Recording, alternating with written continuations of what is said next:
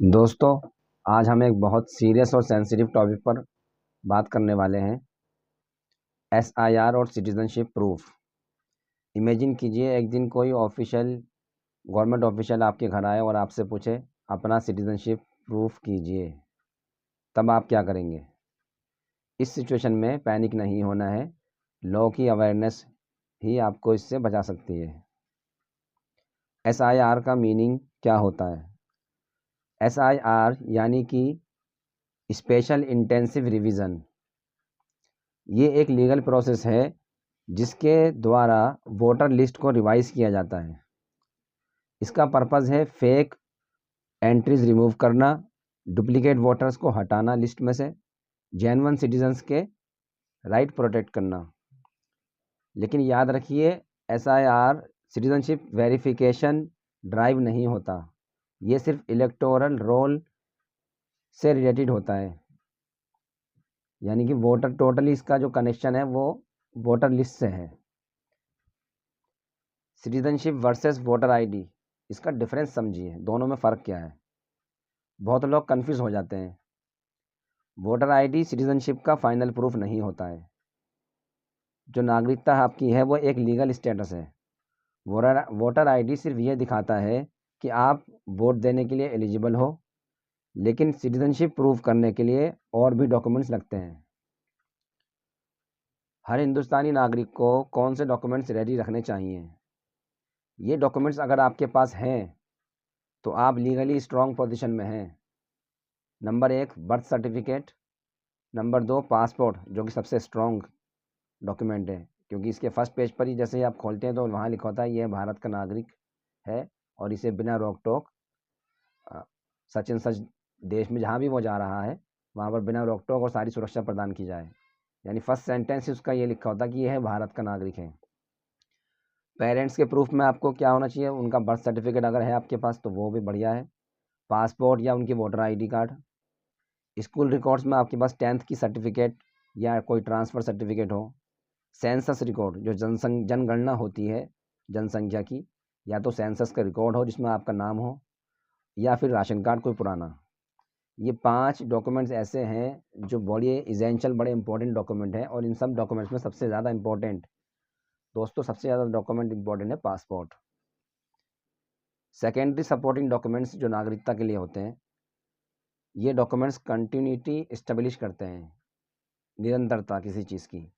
Number 1 Aadhaar card, PAN card, driving licence, water bill, electricity bill, property papers या rent agreement वगैरह।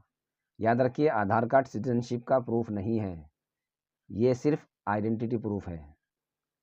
अगर कोई government official आपके घर आए और सिटीजनशिप पूछे तो सबसे पहले आप घबराइए मत। स्टेप 1, आइडेंटिटी वेरीफाई करो उसकी। उस ऑफिसर से ये पूछो आप अपना आईडी कार्ड दिखाइए। रिटर्न नोटिस मांगिए उससे कि आप जो नागरिकता के डॉक्यूमेंट्स मुझसे मांग रहे हैं उसका कोई रिटर्न नोटिस दीजिए। किस अथॉरिटी के अंडर आप आए हैं ये भी उनसे पूछिए, ये पूछना आपका राइट है। स्टेप 2, ओरल डिमांड पर कुछ डॉक्यूमेंट्स मत दो। यानी अगर कोई भी गवर्नमेंट ऑफिशियल आता है आपके घर और वो आपसे ज़बानी तौर पर कुछ डॉक्यूमेंट डिमांड करता है तो बिल्कुल भी कोई डॉक्यूमेंट आपको प्रोवाइड नहीं करवाना है। लॉ कहता है बिना रिटर्न नोटिस के कोई भी डॉक्यूमेंट देना मैंडेटरी नहीं है।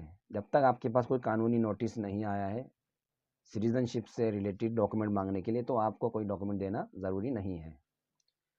स्टेप 3, डॉक्यूमेंट सिर्फ रिटर्न से सबमिट करो। रिटर्न में सबमिट करने हैं कोई भी डॉक्यूमेंट। फ़ोटोकॉपी सबमिट करो, एक्नॉलेजमेंट लो, यानी उसकी रिसीविंग लेनी है आपको। ओरिजिनल बिना लीगल रीज़न के मत दो। कभी भी किसी ऑफिसर को आपको अपना कोई ओरिजिनल डॉक्यूमेंट नहीं देना है। स्टेप 4, लॉयर या वकील से कंसल्ट करो।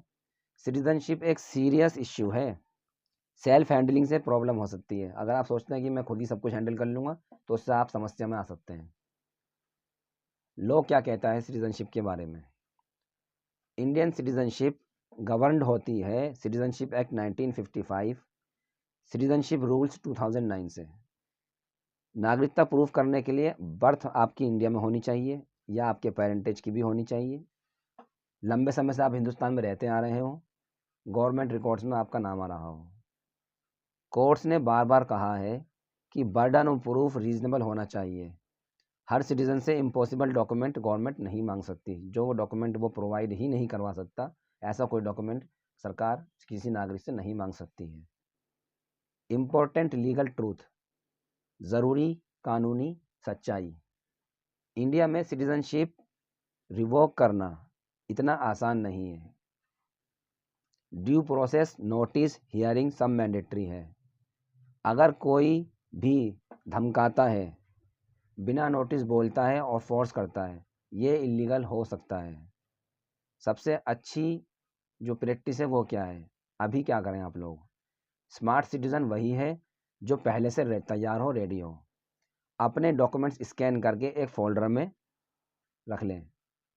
पेरेंट्स के रिकॉर्ड कलेक्ट कीजिए, जहाँ तक हो सके आपके पेरेंट्स का Aadhaar card, voter card, ID, passport पुराना हो उनका, चाहे भले ही एक्सपायर हो चुका हो, उन सबको कलेक्ट करके आप रखिए, स्कैन करके उनको फोल्डर में रखिए। नाम, डेट ऑफ बर्थ मिसमैच अपना करेक्ट कीजिए। वोटर लिस्ट रेगुलर चेक करते रहिए। सिटीजनशिप कोई फेवर नहीं है, ये एक लीगल राइट है। अवेयरनेस रखिए, डॉक्यूमेंट्स रेडी रखिए और याद रखिए, जो कानून जानता है वही कानून से बचता है। इस वीडियो को शेयर कीजिए, क्योंकि कल ये इन्फॉर्मेशन किसी और के भी काम आ सकती है। क्योंकि आज के समय में सबसे ज़्यादा ये SIR के नाम से एक बहुत बड़ा हौवा बना रखा है लोगों ने। इसका जानकारी ना होने के अभाव में लोग घबरा रहे हैं, इधर उधर ऑफिसों के चक्कर काट रहे हैं, अपने डॉक्यूमेंट्स को जैसे तैसे बहुत ज़्यादा अनुचित पैसे दे करके पूरे करवा रहे हैं। लेकिन आपको पता होना चाहिए कि SIR और सिटीज़नशिप में क्या फ़र्क है, जो कि आपको इस वीडियो को पूरा देखने के बाद पता चल जाएगा। और मुझे उम्मीद है कि आपको ये वीडियो बहुत ही काम आएगी। इस वीडियो को, मेरी एक अपील है आपसे कि इस वीडियो को अपने सभी रिश्तेदारों में ज़्यादा से ज़्यादा शेयर कीजिए। ज़्यादा से ज़्यादा लोगों तक ये पहुँचेगी। आपकी फ़ोन बुक में जितने भी कॉन्टैक्ट लिस्ट हैं, सबको व्हाट्सएप के द्वारा ये वीडियो का लिंक शेयर कीजिए।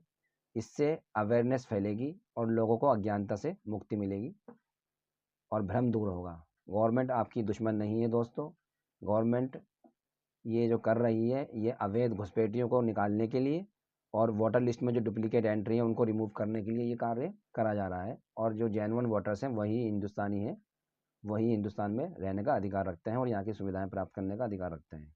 धन्यवाद।